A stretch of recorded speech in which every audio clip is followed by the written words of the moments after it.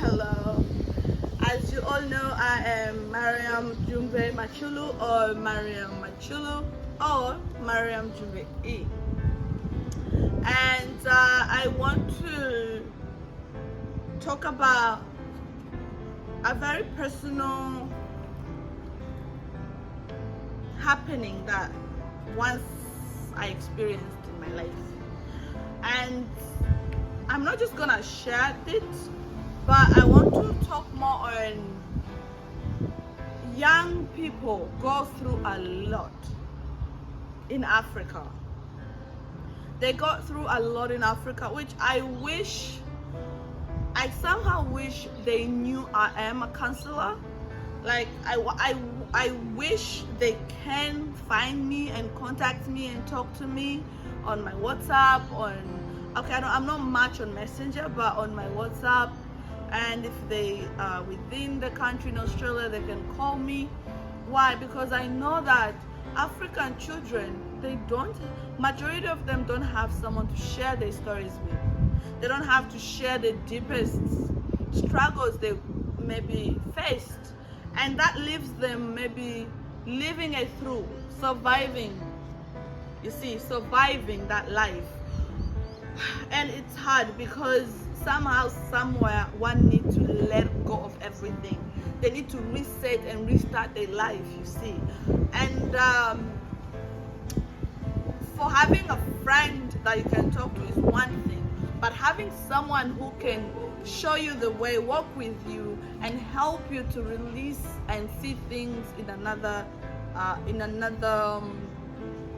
motive, or in another eye, like look at things differently, I think it makes a difference. When I was 9 years old, if I remember, a young girl, I think she was mature, she was older than me. A young girl approached me and wanted to be my friend. And the way she wanted to be my friend is because I used to be a bestie to the neighbor, where she used to live. So she would see me going there a lot. And also we used to have our own land, and there was a house. So we used to have a property opposite where they were living. And just below them, there were some of my friends or family kind of relation. And then she tried to come close, and I just loved the whole thing. She was always alone. Her mother used to go out. Her brother used to have other friends. And it became interesting when her brother's friend left me. See, when I was young, I didn't want to have all this sort of relationship thing, because I didn't think it's a thing. And I don't think it is a thing up to today. I'm against them. But when it comes to me, I used to go to church. I was religious, so I really didn't know much. I didn't know much apart from being strict. And I remember the young man inviting me to meet like a nearby avenue and just to talk to me, since it's a public place. And we met at this public place just for him to try and touch my breast. You see that? And I remember slapping him. I slapped him to a point where it brought a little bit of public notice. So everybody started asking, and they helped me out, so I left. Now when I went to see her and tell her, did you know all these things? What's your problem? And you can't believe, the girl was so blindly, and she was more like, you know what, why don't you come with me? Come home, I want to talk to you. My mom will not be around. Come so we can talk. And we went, I went to her house. We were just me and her.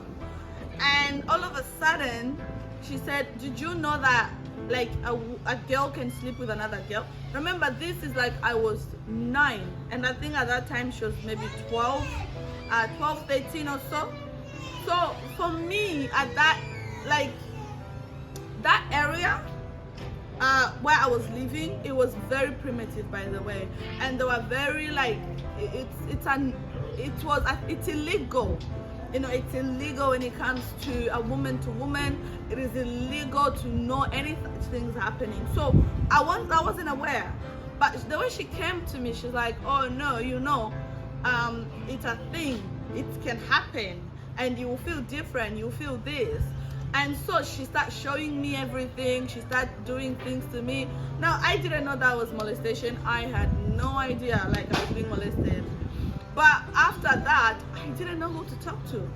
You see, I thought everybody would laugh at me. Everyone will talk about me. Everyone will say things. So I lived with that up to this age. And I will tell you the truth, if my family, like my mom, brothers, all this, they will get to hear this, is now on this video. Even my younger sister. Because I felt like with African homes, they don't give you a platform to talk about yourself. They don't give a platform to cry, a shoulder to cry on. And that creates a lot of things in a person. It can change the way I think of life. It can change how I look at things.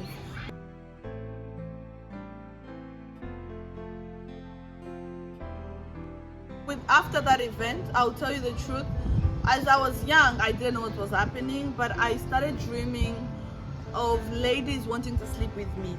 I thank God they never did, but they always try. Like, men first started wanting to sleep with me, then females started wanting to sleep with me. But it's like in the dream, I'll be more aroused by female than males, and it went on for a long time. But I thank God that He protected me. Nothing ever happened in the dream, like in terms of intimacy.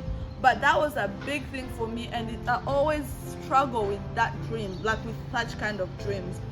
And then I remember as in 20, can't remember when, but it might have been 2010 or 2009.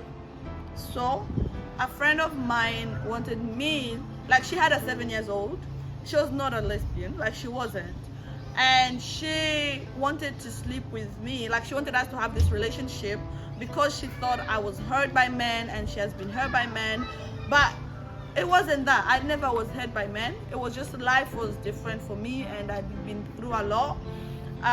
But it doesn't mean that I should change who I am, you see.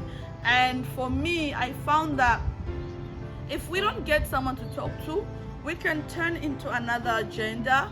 We can turn into different things, and people, they'll blame the happening. They'll blame the result. They'll not really look at the foundation of everything. They'll not look at the basics, like what really caused it, the cause. And I'm available. So if you want to talk to me, just comment below. Talk to me. Like, I'll send you my number, and I'll always be there for someone just to talk and to hear you, because I really think that we need to create a platform for us young men and young women to talk about our feelings, to talk about what's going on. And it's just a matter of talking, someone to listen to you, and just having different people talking, like getting the opinion out and trying to advise you here and there, or just listening to you. And if you are listening to me, you're a mother, you're a sister, you're a brother, you're a father, please befriend your child, because they need someone to talk to, so that you don't end up blaming the outcome and yet you don't know the cause of it.